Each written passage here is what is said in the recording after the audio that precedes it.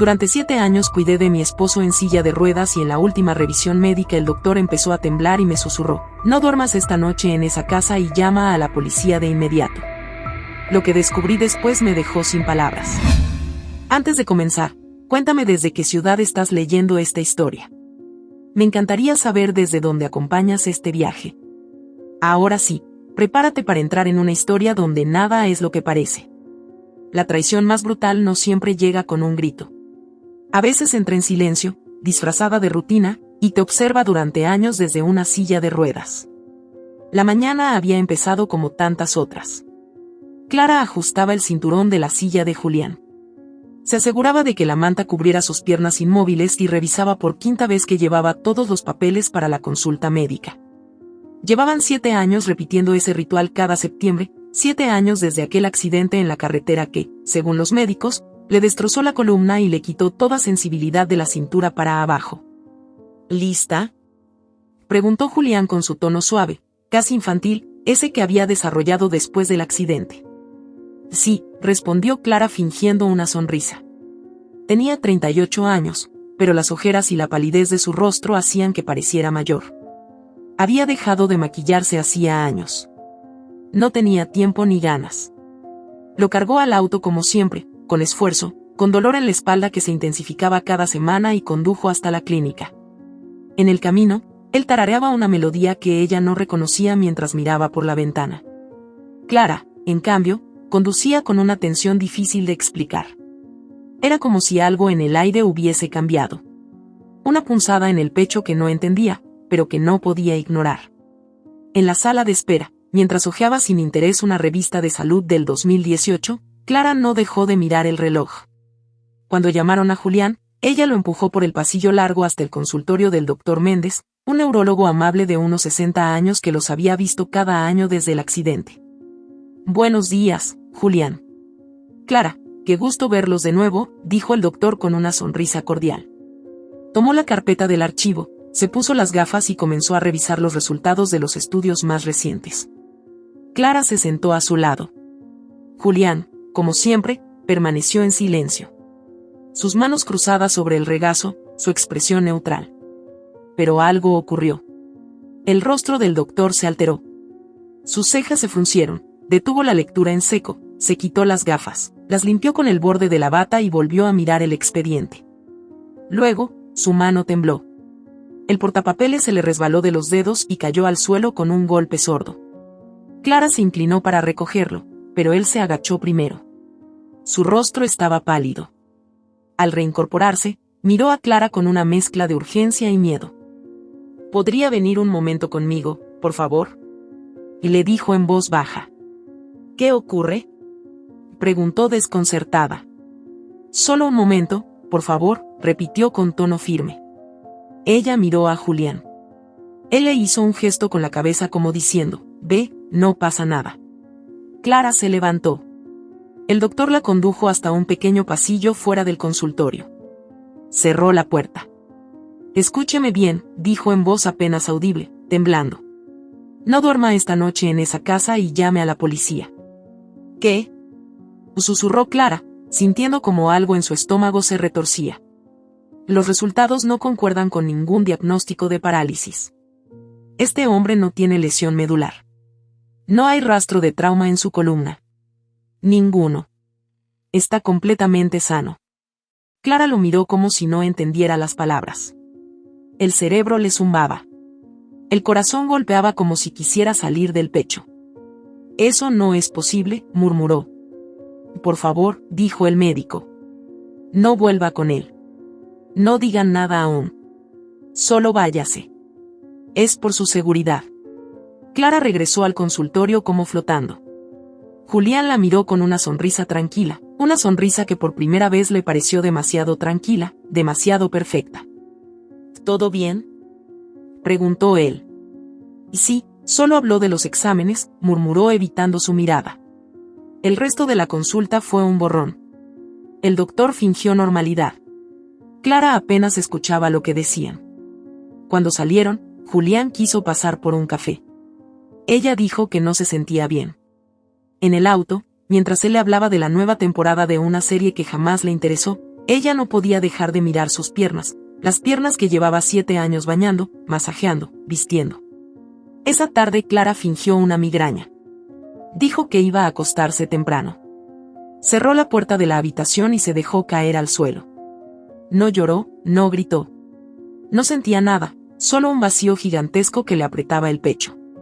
La noche llegó. Desde la oscuridad de su habitación escuchó el clic familiar de la televisión en la sala. Julián nunca se dormía antes de las 3. Clara, con las manos temblorosas, sacó de su antiguo bolso una pequeña cámara que había usado hace años para su trabajo como diseñadora. La colocó discretamente sobre la estantería, apuntando hacia el pasillo.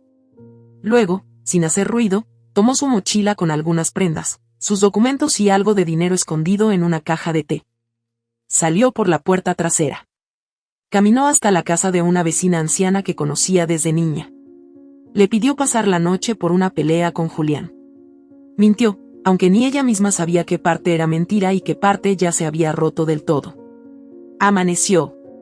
Clara volvió antes de que Julián despertara, o eso creía. Él no estaba en la sala, la silla vacía. Su corazón se aceleró, corrió hacia la cámara, la conectó al portátil, reprodujo la grabación. Al principio solo silencio. El televisor encendido. Julián en la silla aparentemente dormido. Y luego ocurrió. Pasaba la 1 de la mañana, Julián se inclinó hacia adelante. Lentamente se puso de pie, estiró las piernas, caminó hasta la cocina, abrió el refrigerador, bebió agua, luego fue al cuarto de Clara, se quedó parado frente a la puerta cerrada.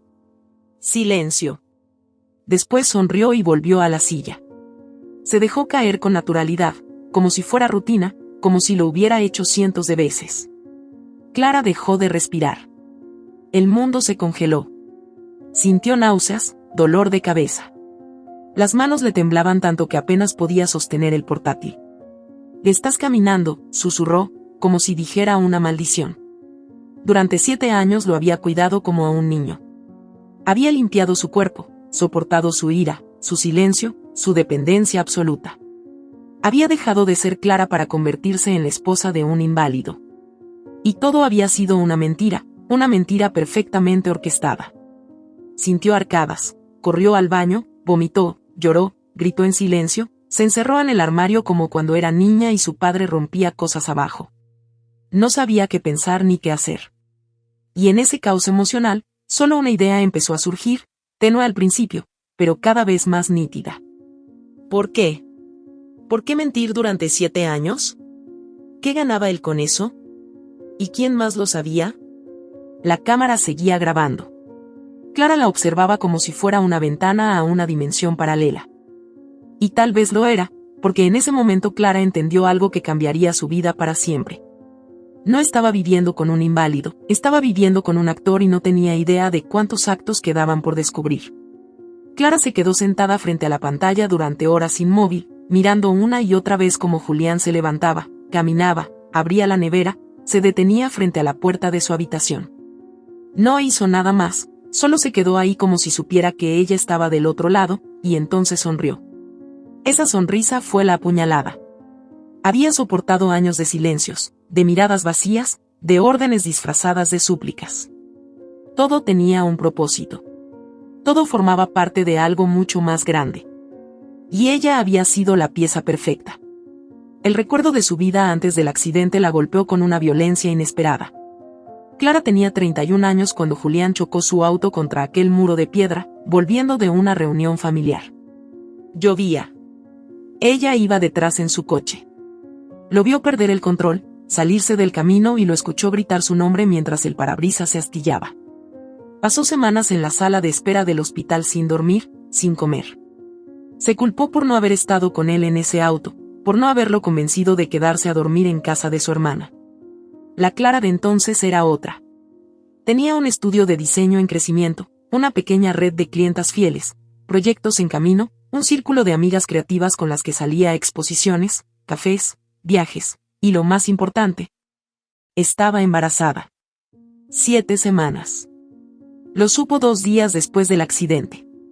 No se lo dijo a nadie, ni a Julián, que dormía sedado y cubierto de tubos. Tampoco a su madre, ni a Laura, su cuñada, que entonces pasaba cada tarde en el hospital con café y sermones. No podrías vivir contigo misma si lo abandonaras ahora, le dijo Laura una de esas tardes con voz baja y afilada como una aguja. Clara había asentido sin responder. Después llegaron las terapias, los diagnósticos, la confirmación de que Julián no volvería a caminar y entonces la decisión, o más bien la renuncia. Vendió el estudio, le dejó el negocio a una excompañera de universidad por una fracción de lo que valía. A las clientas les escribió un correo agradecido y distante diciendo que se tomaba una pausa indefinida. A sus amigas les mintió. Dijo que el embarazo no prosperó, que fue natural, que estaba bien. Pero no estaba bien. Tomó la decisión una madrugada, sola en el baño, con las piernas temblando y un bisturí emocional en el corazón. Lo hizo en silencio, no por cobardía, sino porque pensaba que era lo justo, que traer una vida al mundo en medio de ese caos sería condenarla. Y Julián nunca lo supo. Nunca preguntó, porque ya no hablaban del bebé, nunca volvió a tocar el tema ni una sola vez. Clara lo interpretó como respeto. Hoy lo veía como indiferencia o, peor aún, conveniencia. Una semana después del aborto, Julián le pidió que se mudaran a la casa de sus padres. Clara aceptó sin discutir. Allí comenzó la verdadera prisión. Primero fue la rutina, medicación, fisioterapia, limpieza, comidas blandas, pañales, cambio de sábanas. Después el aislamiento. Tus amigas no entienden por lo que estás pasando, le dijo Laura una vez con voz compasiva. Solo te llenan de ruido. Clara dejó de responder mensajes. Se volvió invisible para quienes la conocían. En las redes, su última publicación fue una foto de la cama del hospital. Julián dormía. Ella lo miraba. El pie de foto decía, el amor verdadero no abandona. Con el tiempo, las frases de Laura se volvieron costumbre. Aparecía con tupers de comida, revisaba las cuentas bancarias, organizaba las visitas del terapeuta. Yo solo quiero ayudarte, decía. Él es mi hermano y tú eres como una hermana para mí. Pero todo tenía un tono extraño, sutil, condescendiente. Mira cómo te ves. ¿Has comido hoy? Te estás dejando mucho, Clara. No puedes estar así. La madre de Clara desde su cama de hospital fue más dura. Cuando amas de verdad, te quedas hasta el final. Pase lo que pase. No como tu padre. Él huyó. Clara se aferró a esas palabras como si fueran una condena santa. No se fue. Nunca se fue. Pero en retrospectiva, todos esos gestos que entonces parecían compasión, hoy le parecían vigilancia. Control. Durante los primeros 3 años, Clara le hablaba a Julián como si todavía fueran pareja. Intentaba mantener viva la chispa, planeaba pequeñas celebraciones, le leía libros, veían películas juntos. Pero él estaba cada vez más distante, más apagado. No hubo caricias, no hubo deseo ni una sola vez. Entiéndeme, decía él bajando la mirada. No me siento hombre. Clara lloraba en silencio. Se sentía egoísta por necesitar contacto, por extrañar el sexo, por querer volver a sentirse deseada. Así pasaron 7 años y ahora, mirando la pantalla, viendo a ese hombre caminar con total naturalidad, comprendía que su vida había sido una construcción, un decorado perfecto. Y ella, la actriz secundaria que nunca leyó el guión. Horas después, con el corazón comprimido, fue al desván. Buscó cajas viejas, álbumes, discos duros antiguos, un teléfono olvidado. En uno de los discos encontró carpetas sin nombre. Una de ellas tenía grabaciones de voz. La primera era de 8 meses antes del accidente. Clara le dio play. Que ella no lo dejaría todo por mí, decía la voz de Julián en tono bajo, como si hablara consigo mismo. Pero si la necesidad la consume, si la culpa es más fuerte, se quedará. Hará lo que yo diga. Clara se quedó inmóvil. Otra grabación. Si la dejo, me quitará todo. Pero si ella cree que me necesita, jamás se irá. Sintió frío. El cuerpo entero le temblaba. El accidente, el silencio, las terapias, todo había sido planificado. ¿Y si no fue un accidente? La puerta del desván se abrió de golpe. Clara se giró con el corazón a punto de estallar. Era Laura. ¿Qué haces aquí?, preguntó fingiendo una sonrisa. En nada, respondió Clara, cerrando de inmediato el portátil. Laura bajó un escalón. «Te ves pálida, ¿estás comiendo bien? ¿Tienes sueño?» Clara la miró. Por primera vez la miró de verdad. Observó el tono dulce, el lenguaje suave, las manos que se movían despacio. Había algo en su voz que no encajaba, como una canción bien ensayada. «Estoy bien», mintió Clara con una calma que no sentía. «Bueno, me preocupas», dijo Laura dando un paso más hacia el interior. «Julián también está muy callado últimamente. Dice que no te encuentra». «Estoy ocupada», respondió Clara.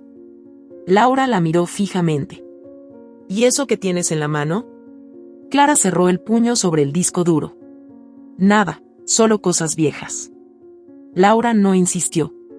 Sonrió. «Mejor que no revuelvas mucho el pasado. A veces encontramos cosas que solo hacen daño». Clara sintió el estómago hundirse. Laura bajó las escaleras lentamente. Clara respiró hondo. Luego soltó una carcajada seca. No de alegría, sino de confirmación. Todo estaba conectado y ella por fin comenzaba a ver la obra entera. Pero lo que aún no sabía era que Julián no era el único autor, y no era el único actor. Clara se quedó de pie junto a la puerta del desván, sintiendo como el aire en sus pulmones se volvía denso, casi espeso.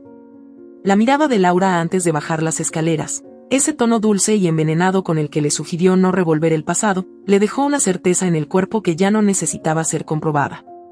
No estaba sola en esa jaula, nunca lo había estado. Lo que por años había sentido como descuido o desinterés de los demás era, en realidad, vigilancia, supervisión, manipulación medida al milímetro. Esa noche no durmió. Esperó a que Julián se encerrara en la habitación de invitados, como hacía desde hacía meses, y aprovechó para revisar su propio cuerpo como si fuera una escena del crimen. Pensó en las veces que despertó con la lengua seca, la cabeza nublada, una pesadez en el cuerpo que atribuyó al agotamiento. Recordó una mañana en la que se levantó con un dolor de cabeza tan intenso que no pudo hablar con claridad durante casi una hora. Laura le preparó una infusión. Dijo que era algo natural, que el estrés le estaba pasando factura.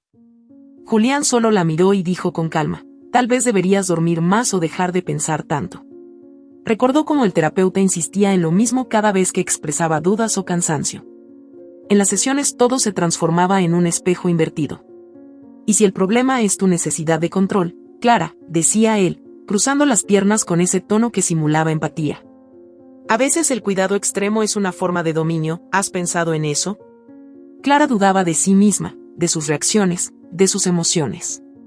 Salía de esas sesiones con la sensación de ser una persona peligrosa sin darse cuenta, como si cuidar de su esposo la convirtiera en una opresora silenciosa. Hoy entendía que cada palabra había sido diseñada para que no se permitiera cuestionar nada. Ni a Julián, ni a Laura, ni a ese terapeuta que, según Laura, era el mejor de la ciudad. Volvió a revisar los cajones de su escritorio. Uno por uno, sin prisa, sin ruido. Abrió un compartimento que usaba para guardar recibos. Detrás de una carpeta vieja notó una pequeña separación en el fondo de madera. Golpeó suavemente. Hueco. Con cuidado, forzó el borde con una lima de uñas. El fondo se levantó como una tapa suelta. Debajo, una libreta de cuero negro. Al tocarla, sintió un escalofrío. La sacó, se sentó en el suelo y comenzó a pasar las páginas. Lo que encontró dentro le cortó el aliento. Dibujos de ella durmiendo. Cada página era una imagen de su rostro, su cuerpo bajo las sábanas, sus manos dobladas sobre el pecho, su cabello desordenado. Dibujos hechos a lápiz, detallados, obsesivos. Cada uno fechado, uno por cada mes, 7 años, 84 en total, todos firmados por Julián. Clara temblaba. Las fechas no coincidían con nada que ella pudiera justificar. No eran recuerdos, no eran retratos de memoria, eran observaciones hechas durante la noche, desde dentro de la habitación, mientras ella dormía. El último dibujo era diferente. No era su rostro, era el suyo, Julián, parado frente a su cama, viéndola de pie. Cerró la libreta. El corazón le latía como si quisiera escapar por la garganta. Estaba atrapada en una obra macabra escrita con tiempo, paciencia y precisión quirúrgica. La mañana siguiente, mientras preparaba el café, Julián entró a la cocina rodando su silla. Llevaba puesta una camisa de franela azul. Clara notó un detalle que nunca antes había registrado: no tenía arrugas en la espalda. Era como si se la hubiese puesto él mismo, de pie. «¿Dormiste mal?», comentó él sin mirarla. «Un poco», respondió Clara intentando que su voz sonara normal. Julián estiró la mano hacia la taza. «Sabes que eres mi única razón para vivir, ¿verdad?». Clara lo miró. «Lo sé. Si me dejas, me muero, ¿eso quieres?». La frase cayó como una piedra, dicha con una voz neutra, sin emoción, como si no fuera una confesión, sino un guión. Clara fingió un pequeño temblor en la mano, como si el comentario la hubiese afectado profundamente. Le sirvió más café, le sonrió, pero por dentro algo se rompió. Esa frase no era nueva, se la había dicho antes, muchas veces, durante años. Y cada vez que lo hacía, ella sentía que debía quedarse, que marcharse lo mataría. Ahora lo entendía todo. No era una súplica, era una cadena. Esa tarde Clara revisó el armario de los medicamentos. Una caja de infusiones naturales destacaba entre las demás, las mismas que Laura le traía cada semana, las que tomaba desde hacía años, las que, según el terapeuta, la ayudaban con la ansiedad. Clara no era farmacóloga, pero tampoco era estúpida. Guardó una muestra en un frasco. Lo llevaría a analizar. Lo haría en silencio, como un espía en su propia casa. Esa misma noche, mientras Julián dormía, Clara fue al consultorio donde se reunía con el terapeuta cada mes. No tenía cita, pero sabía que la secretaria salía a las 6. Esperó en la calle. Cuando se fue, subió al segundo piso, forzó la cerradura de la oficina con un clip y entró. Sabía cómo hacerlo. Antes de dedicarse al diseño, había trabajado 3 años en restauración de antigüedades. Sabía abrir cerraduras sin hacer ruido. Sabía cómo no dejar huellas. Dentro del escritorio encontró carpetas de pacientes. La suya era la única que no tenía apellido. Solo decía Clara. Caso especial. Contacto, Laura V. Leyó los informes detallados, cada sesión, cada duda que expresó, cada emoción que él consideró distorsionada. Pero había más: correos impresos, conversaciones entre el terapeuta y Laura. El nivel de dependencia se mantiene. Sigo reforzando la narrativa de autoculpa. No hay señales de que sospeche. Perfecto. Solo manténla inestable emocionalmente. No necesitamos que piense, solo que obedezca. Clara tuvo que sentarse. Estuvo leyendo durante 20 minutos. Tomó fotografías con su celular, cerró todo con cuidado y se fue. Esa noche no regresó a casa. Fue al auto y condujo sin rumbo. Terminó durmiendo en el asiento trasero en una gasolinera. Al amanecer, aún con el sabor del asco en la boca, volvió a su casa. Laura ya estaba en la cocina, como si supiera que ella se había ido. «¿No dormiste aquí, verdad?», preguntó con dulzura. «Fui a casa de mi tía», mintió Clara. Necesitaba pensar. «Y claro, estás agotada. Yo lo noto. Toma esto». Le tendió una taza. «¿Qué es la infusión? Te va a calmar». Clara la tomó. Olió el contenido. Luego la dejó sobre la mesa sin tomar un solo sorbo. «¿Sabes qué pienso?», preguntó mirándola. «¿Qué?». Laura sonrió inocente. «Que a veces el veneno sabe a menta». Laura la observó. Por un instante, algo en su expresión se quebró, un microgesto, un parpadeo fuera de ritmo. Después volvió a sonreír. «Estás muy sensible últimamente. Tal vez deberías hablarlo con el terapeuta». «Sí», respondió Clara. «Tal vez lo haga». Subió las escaleras, entró al estudio, abrió su portátil, puso en pantalla todas las fotos de los documentos, las grabaciones, las fechas, las firmas. Y en ese momento Clara ya no se sentía confundida, se sentía furiosa. Sabía que la habían drogado, manipulado, vigilado, desmantelado emocionalmente. Sabía que había perdido 7 años de su vida cuidando a un hombre que podía caminar, que había renunciado a un hijo, a su carrera, a sí misma. Lo sabía todo. Pero aún quedaba algo que no sabía, algo que cambiaría el curso de lo que estaba por venir. Una noche, mientras intentaba dormir, notó que la luz del pasillo parpadeaba. Se levantó, caminó descalza. El pasillo olía a humedad. Al llegar al escritorio, notó que la libreta negra ya no estaba en el cajón donde la había guardado. Se paralizó. Y en ese silencio helado entendió que Julián ya lo sabía todo. El cajón estaba abierto. La libreta negra ya no estaba. Nada más había sido tocado, pero ese único detalle bastaba. No la había perdido. No la había olvidado en otro lugar. La había dejado justo allí, y ahora ya no estaba. No hizo ruido, no llamó a nadie, no corrió. Se quedó de pie junto al escritorio, inmóvil, como si su cuerpo aún no pudiera procesar el nuevo nivel de traición que acababa de activarse. La piel se le erizó. Sintió que algo invisible se deslizaba detrás de ella. Giró lentamente, esperando que Julián apareciera en la puerta, de pie, esperando tal vez un enfrentamiento. Pero no había nadie. Durante horas, Clara no se movió de su habitación. El sonido del reloj, los pasos arrastrados de Julián por el pasillo, el eco del silencio en esa casa enorme, todo parecía parte de un escenario mental. Se sentía observada, medida, grabada. Cada palabra, cada gesto, cada decisión. La libreta desaparecida no era solo una amenaza, era un mensaje: sé que sabes. Cuando amaneció, Clara tomó una decisión. Empacó lo esencial: dinero, documentos, el disco duro con las grabaciones, algunas mudas de ropa. No podía quedarse ahí, no sin perder el control, no sin caer en una trampa que ya se había cerrado demasiado. Le dejó un plato de desayuno a Julián: huevos, tostadas, café tibio. Actuó como si todo siguiera igual. Él, sentado en su silla, fingió no mirarla. Volveré por la tarde, dijo Clara con tono suave. ¿A dónde vas? A ver a Inés. Necesito hablar con alguien normal. Julián asintió sin expresión. Cuídala de mí, murmuró. Ella sonrió, aunque por dentro solo quedaba fuego. Condujo hasta el barrio donde vivía Inés, una zona modesta pero tranquila. El tipo de lugar donde la gente aún dejaba las bicicletas sin candado, donde se conocían los nombres de los vecinos. Inés había sido su amiga de la universidad, confidente, compañera de proyectos, aliada en noches de insomnio y risas.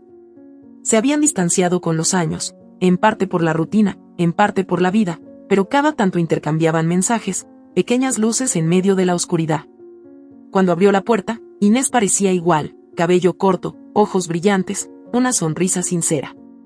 Al menos eso creyó Clara en ese instante. Dios, Clara, ¿te ves? Inés la abrazó fuerte, demasiado fuerte. ¿Qué pasó? ¿Por qué esa cara?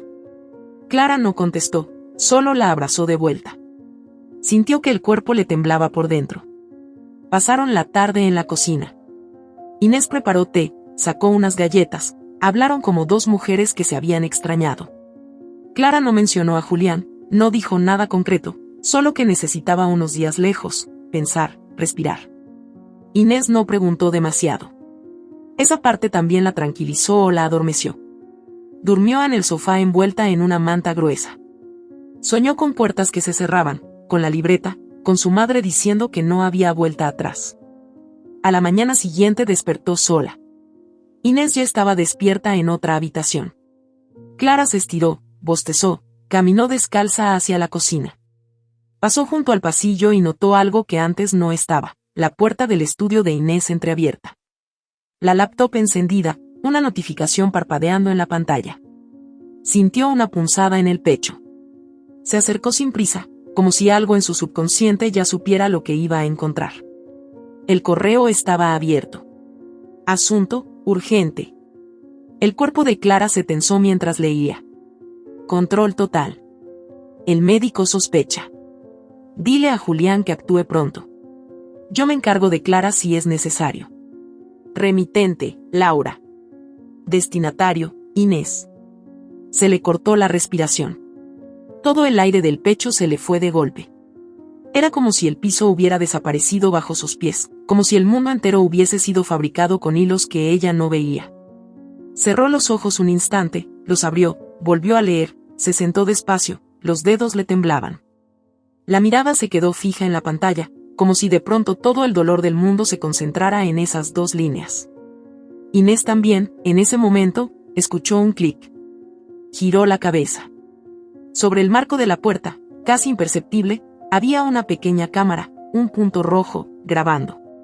Se puso de pie, caminó de espaldas saliendo del estudio, pasó por el pasillo, cruzó el baño, entró a la habitación de invitados.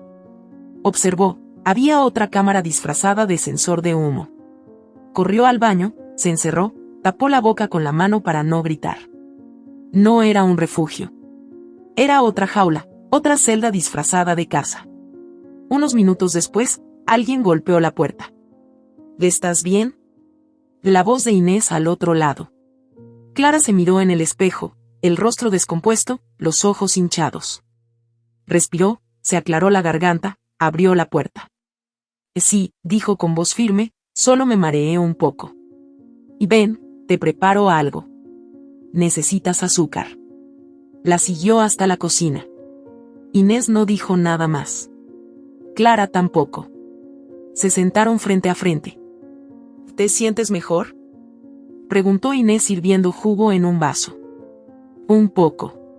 Inés. Sí. ¿Y por qué tú? La pregunta cayó como un cuchillo. Inés no respondió enseguida. Bajó la mirada. Luego la alzó despacio. Porque tú siempre fuiste la favorita, dijo sin rencor. La que tenía talento, la que todos querían. A ti las cosas te salían fáciles y un día dejaste todo y aún así todos sentían pena por ti. ¿Sabes lo que es ser invisible incluso cuando la otra persona se cae a pedazos? Clara la observó sin pestañear. Y eso justifica esto, ¿no? Él paga muy bien por lealtad. Y tú ya no sabías distinguir entre el amor y el castigo. Clara apretó los puños. Todo su cuerpo quería temblar, pero no esta vez. ¿Desde cuándo?, preguntó apenas con voz. Desde antes del accidente, dijo Inés. Él ya me había contactado. Me pidió que te vigilara, que le dijera cómo estabas. Después fue fácil. Bastaba con alimentarte la culpa. Tú hiciste el resto sola. Clara se levantó. Y no me toques, dijo al ver que Inés estiraba una mano. No quiero hacerte daño. Ya lo hiciste. Y Clara, si te vas, ellos van a saberlo. Laura lo sabrá en minutos. Julián también. No tienes escapatoria. Eso es lo que creen, dijo Clara, mirándola fijamente. Pero no soy la misma. No voy a seguir bailando en este teatro. Fue al salón, tomó su bolso, el disco duro, sus cosas. Salió sin decir una palabra más. No fue a casa, no fue a la policía. Fue a un pequeño hostal al otro lado de la ciudad. Pagó en efectivo, usó un nombre falso, cerró la puerta de la habitación con doble llave. Y esa noche, por primera vez en años, Clara comenzó a planear. Sacó su laptop, organizó las grabaciones, editó los clips más evidentes, Julián caminando, las conversaciones con Laura, las pruebas del terapeuta, la cámara en casa de Inés. Abrió una cuenta nueva de correo anónima. Programó los envíos, uno por día, a periodistas, abogados, médicos y una dirección final, su propia cuenta personal, por si desaparecía. Grabó su voz, un testimonio completo. Contó todo, sin pausas, sin filtros, con nombres, fechas, direcciones. Guardó ese archivo en un USB que escondió en el doble fondo de su bolso. Miró por la ventana. La ciudad parecía tranquila, pero Clara sabía que bajo la superficie había comenzado la guerra, y esta vez no pensaba perder. Sabía que el golpe final no sería limpio, que aún vendrían máscaras, más mentiras, más control. Pero ella ya había encendido la mecha. Y cuando esa casa ardiera, todos iban a ver lo que siempre había estado oculto, incluso los que creían que jamás serían descubiertos. Clara pasó los primeros días en el hostal como si fuera un animal herido, alerta, desconfiada, mirando por la mirilla antes de abrir la puerta, comprobando 100 veces que no había cámaras. Micrófonos ni ojos escondidos detrás de los espejos. Las paredes estrechas, el colchón barato, la luz blanca del pasillo, nada era cómodo. Pero por primera vez en años el silencio era suyo. La rabia no llegó de inmediato. Al principio solo fue vacío, una ausencia total de emociones. Se levantaba, se duchaba, comía poco, escribía, grababa, releía correos, armaba carpetas digitales con nombres clave, manipulación, médico, cámaras, terapia, infusiones, traición. Iba tejiendo su propia línea de tiempo, puntos de quiebre, palabras recurrentes, conductas repetidas. La primera noche lloró. La segunda gritó. La tercera destrozó el único espejo del cuarto con una taza. Se miró en los pedazos rotos como si necesitara confirmar que aún era ella, que no se había convertido en otra. Pero lo cierto era que sí se estaba convirtiendo en alguien que ya no temblaba, en alguien que por fin abría los ojos, y no solo para ver, sino para comprender. Durante años había creído que el amor era sacrificio, que el silencio era paciencia, que cuidar era la forma más alta de amar. Ahora veía que todo eso era una versión manipulada de sí misma, diseñada cuidadosamente para mantenerla dócil, útil, rendida. No soy débil, se dijo una noche mientras grababa una nota de voz. Me hicieron creerlo, pero sobreviví. Y ahora los voy a destruir con la verdad. Guardó ese audio con la etiqueta inicio. Comenzó a escribir un calendario de movimientos. Cada interacción con Julián, cada rutina de Laura, cada llamada, cada noche que se levantaba de la silla creyéndose invisible, recordó que él nunca se iba a dormir antes que ella. Que Laura siempre entraba a la casa los miércoles por la mañana cuando supuestamente iba a verificar los medicamentos. Que las infusiones llegaban con una marca sin registro visible en frascos reciclados. Todo tenía un patrón, todo estaba coreografiado. Clara dejó de tomar cualquier sustancia que no pudiera rastrear. Bebía solo agua embotellada. Al tercer día, sin infusiones, sin pastillas para el insomnio, el cuerpo le dolía como si se estuviera desintoxicando. Dolor de cabeza, sudores fríos, irritabilidad.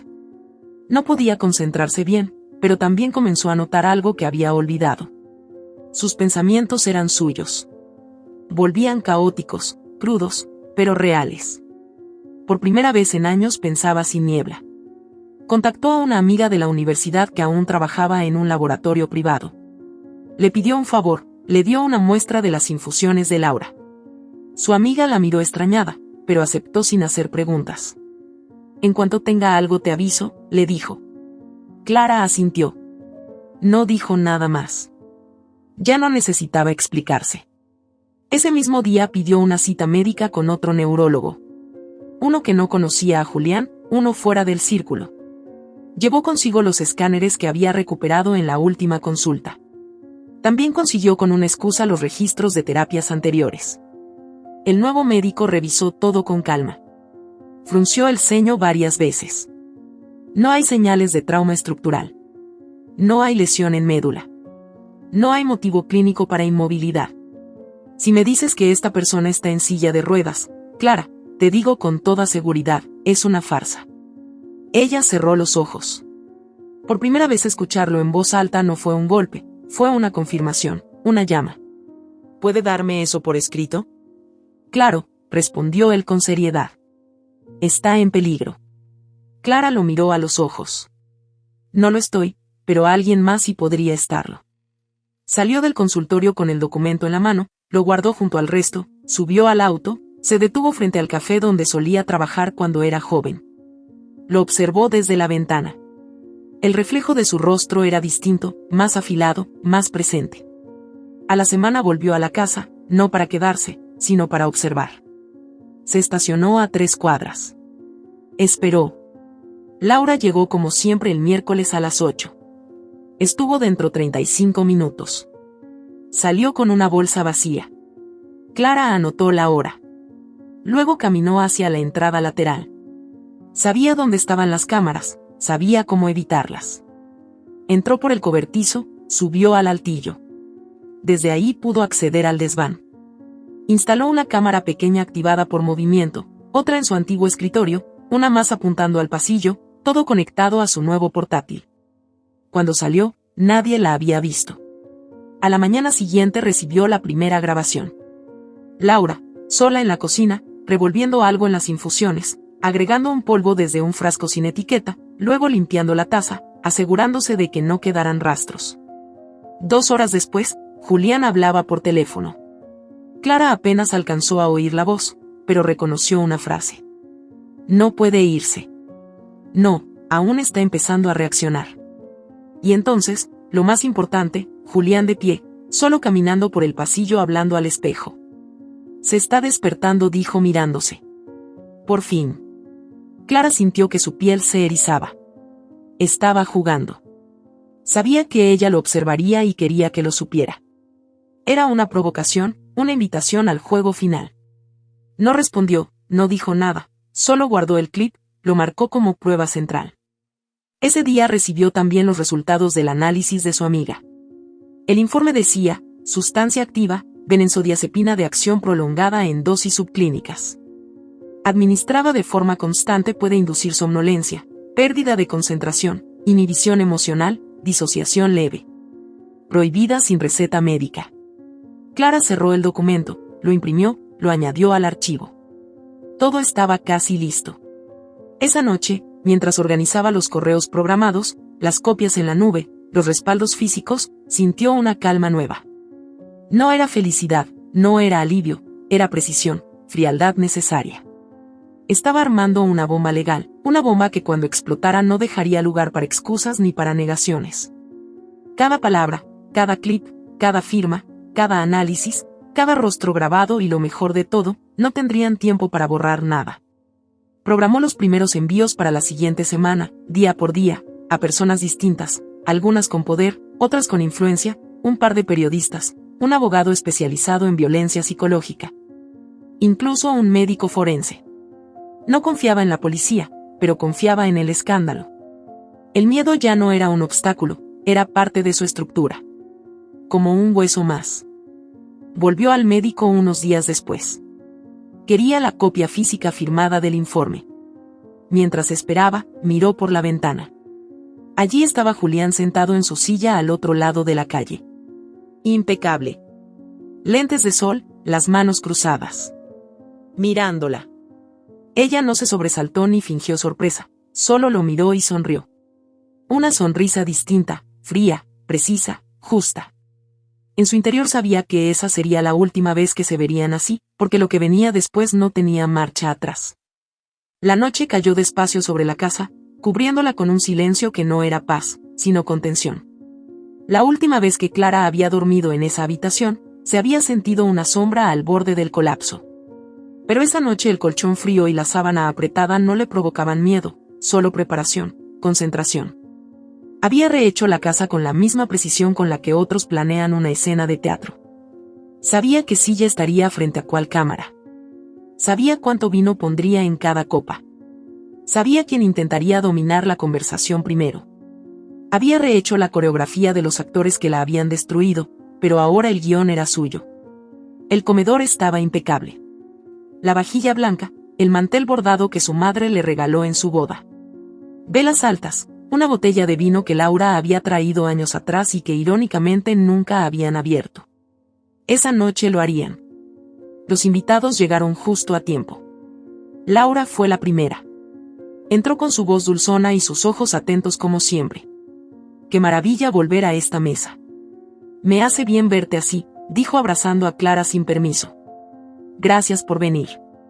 Quería cerrar un ciclo, respondió Clara con tono sereno. Inés llegó después con un vestido negro, maquillaje suave y una sonrisa demasiado neutra. Lamento tanto la distancia entre nosotras, empezó a decir. Clara no la interrumpió. No hacía falta. Todo estaba siendo grabado, cada palabra, cada gesto, cada mirada falsa. Julián llegó el último en su silla. Clara lo ayudó a entrar como siempre. Él la miró con esa sonrisa afilada y torcida que ya no la hería. No me diste muchos detalles, Clara. ¿Qué celebramos? El final de algo, dijo ella guiándolo al lugar de siempre. La cena se sirvió entre charlas superficiales, risas contenidas, frases vacías que sonaban a familia, pero sabían a veneno. Julián mantuvo su papel a la perfección. Laura se reía con demasiado entusiasmo. Inés evitaba mirar directamente a Clara. Todo iba como debía ir. Hasta que Clara se levantó. Hay algo que quiero leerles antes del postre. El silencio fue casi inmediato. He pasado años sin poder hablar, sin poder pensar con claridad, pero ahora quiero que escuchen algo. No para que entiendan, ya es tarde para eso, solo para que no digan que no lo sabían. Sacó su teléfono, lo conectó al altavoz que había colocado en la esquina, reprodujo el primer audio. La voz de Julián, grabada hacía años, resonó en el comedor. Si la dejo, me quitará todo, pero si ella cree que me necesita, jamás se irá. Inés cerró los ojos. Laura bajó la cabeza. Julián apretó los labios, luego rió. «Estás reproduciendo eso aquí», dijo él sin dejar de sonreír. Clara no respondió, cambió de archivo, un video. En la pantalla del televisor que había preparado apareció Julián caminando de noche por el pasillo, estirando los brazos, viendo al espejo, sonriendo. «Qué interesante edición», dijo Julián aún fingiendo calma. Clara cambió al siguiente archivo. El correo de Laura a Inés. Voz en off. Lectura automática. Clara no lo leyó, solo lo mostró. Texto completo. Fechas, direcciones, firmas. Laura se puso de pie. «¿Qué es esto?» «Un teatro». «¿Nos estás grabando?» «Siempre me grabaron ustedes», dijo Clara. «Solo estoy devolviendo el favor». Inés se levantó también, quiso hablar. Se acercó a Clara. «Esto no va a terminar bien para ti. Lo sabes, ¿verdad?» «Ya terminó. Lo que está comenzando es otra cosa». Abrió una carpeta sobre la mesa, sacó los informes médicos, las pruebas del laboratorio, las grabaciones del terapeuta. «Me dijeron loca, me hicieron dudar de mí, me anestesiaron por años y aún así, aquí estoy. Entera». Julián soltó una risa seca. «¿Y qué crees que lograrás con esto?»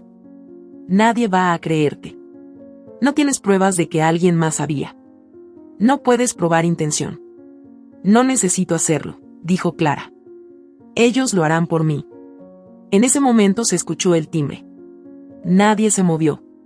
Clara caminó hasta la puerta. La abrió. El doctor Méndez entró. Detrás de él, 2 agentes de policía vestidos de civil. Julián intentó moverse, pero Clara ya lo había previsto. La rueda izquierda de su silla estaba bloqueada. El doctor habló primero. «Gracias por invitarme también, Clara. Qué coincidencia que justo esta semana revisé los informes de su esposo. Por cierto, también notifiqué a las autoridades sanitarias». Los policías se acercaron. «Julián Ortega», dijo uno de ellos, «queda usted detenido por presunta falsificación de diagnóstico médico, abuso emocional prolongado, administración de sustancias sin consentimiento y fraude. Tiene derecho a guardar silencio». Laura gritó. «No pueden hacer esto. No tienen pruebas». «Las tenemos», respondió el agente. «Y las vamos a revisar en la estación. Usted también tendrá que acompañarnos. Señora Inés Díaz está citada como testigo clave». Julián se levantó de golpe, furioso, sin darse cuenta. Las cámaras lo grabaron desde todos los ángulos. Su máscara cayó. «Tú no eres nada sin mí», le gritó a Clara mientras lo esposaban. Ella lo miró a los ojos. Ya no había odio, solo un vacío sereno. «Yo sí estuve paralizada, pero no de las piernas». Y al fin sintió que su cuerpo respiraba sin peso. Pero justo cuando el comedor quedó vacío, cuando los gritos se apagaron y las puertas se cerraron, su celular vibró. Un mensaje sin remitente. Solo decía, «No es solo él, nunca lo fue». Clara no se sobresaltó ni gritó, tampoco respondió, solo se quedó allí de pie. Frente a la puerta cerrada, con el celular aún en la mano, sintiendo como esas palabras abrían una grieta más profunda que cualquiera de las anteriores, una grieta que ya no era de miedo, sino de memoria. El eco del mensaje parecía expandirse dentro de ella como una advertencia, sí, pero también como una verdad que siempre había estado latiendo detrás de todo. No era solo Julián. Nunca fue solo Julián. Fue Laura, fue Inés, fue el terapeuta, fue su madre sin quererlo. Fue la estructura entera que la había empujado a cuidar, a callar, a inmolarse por amor. Una cadena que empezó mucho antes de esa silla de ruedas. Pasaron 2 semanas desde la noche de la cena. Julián fue procesado formalmente. La policía halló más cámaras ocultas en la casa, más documentos, transferencias, correos encriptados. Laura aceptó colaborar a cambio de una reducción en la condena. Inés, acorralada, confesó en una entrevista grabada cómo había vigilado y reportado cada movimiento de Clara durante años. El terapeuta fue suspendido de su licencia profesional mientras se abría una investigación por manipulación emocional deliberada y falta de ética médica. Clara no presenció los juicios. No quiso sentarse en ninguna sala a escuchar cómo los culpables jugaban a ser víctimas. Ya había tenido suficiente teatro. Vendió la casa, regaló casi todos los muebles. Conservó pocos objetos, una silla vieja donde solía leer, un cuaderno con páginas en blanco y una caja con todas las pruebas. Como recordatorio de hasta dónde puede llegar la mentira cuando encuentra terreno fértil en la confianza. Se mudó a un departamento pequeño frente al mar. No necesitaba más. 4 paredes limpias, una cama sencilla, una cocina estrecha y un gran ventanal desde donde cada atardecer parecía decirle que había sobrevivido. Las primeras noches dormía poco. El cuerpo, aunque libre, aún arrastraba la memoria de la jaula. Se despertaba con el corazón acelerado, con el impulso de comprobar que nadie la observaba, que no había cámaras, que el silencio no era una trampa. Pero poco a poco esa ansiedad fue dando paso a otra cosa, a una quietud distinta. No era calma, era reconocimiento. Reconocerse en ese cuerpo que había sido invadido, pero también en esa mente que ahora podía pensar con claridad. Por primera vez Clara estaba con Clara. Escribía cartas, no para nadie, para sí misma, para la versión de ella que abortó en soledad, para la joven que cerró su estudio sin saber que estaba apagando su voz. Para la mujer que miraba a su esposo y le pedía ternura sin saber que dormía al lado de un verdugo. Cada carta era una despedida, a una etapa, a una mentira, a una herida. Las guardaba en una caja de madera sin nombres, solo con fechas. Una tarde de otoño, Clara salió a caminar. La brisa era húmeda, el aire tenía olor a sal. Entró a una tienda de antigüedades sin saber bien por qué. No buscaba nada, pero en el fondo, junto a un perchero antiguo y una radio polvorienta, lo vio. Un espejo rectangular con marco de madera tallada, el cristal agrietado en una esquina como si alguien lo hubiera golpeado y luego se hubiera arrepentido.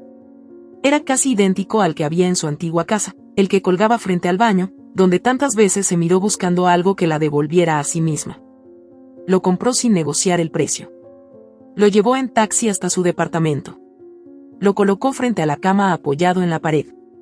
No colgó nada más. No lo adornó, solo lo dejó ahí. Y esa noche, cuando se desvistió, se sentó frente al espejo. Miró su reflejo durante varios minutos.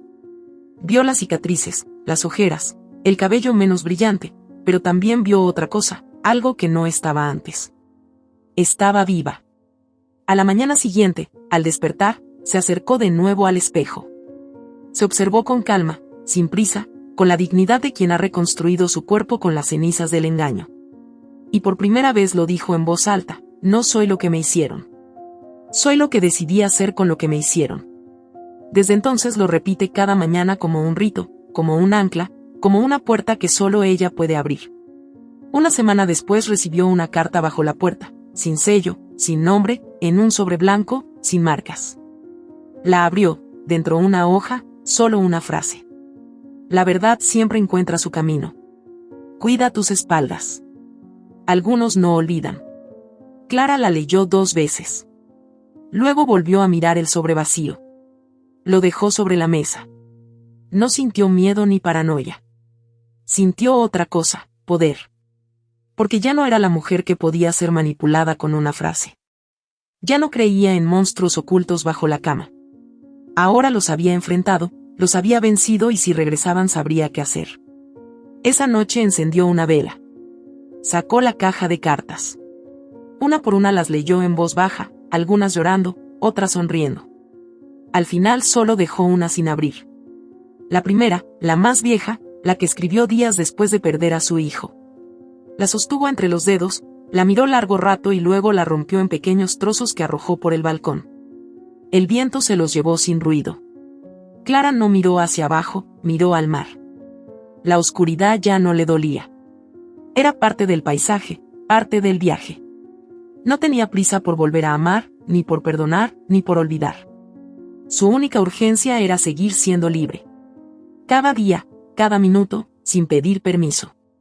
Ya no era la mujer de la silla del otro, ni la cuidadora del verdugo, ni la voz que se silenciaba por vergüenza.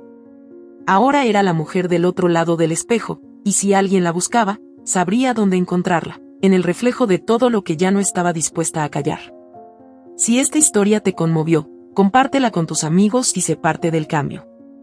Cuéntanos en los comentarios qué harías en una situación similar, desde donde nos estás viendo. Nos encantaría saberlo.